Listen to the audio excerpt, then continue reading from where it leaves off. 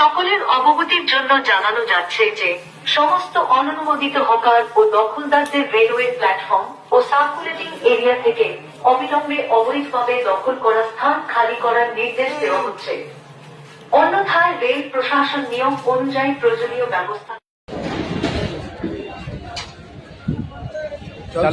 চলছে তো। বর্তমান আমি আছি এখন হাবড়া স্টেশনে। শুনছিলাম এখানে নাকি সমস্ত দোকান তুলে দেওয়া হয়েছে, হকার উচ্ছেদ অভিযান। এখানে তো দেখছি সব দোকানই আছে, কোনো দোকান উচ্ছেদ হয়েছে বলে আমার মনে হচ্ছে না। ঠিক আছে, স্টপ হয়েছে তো,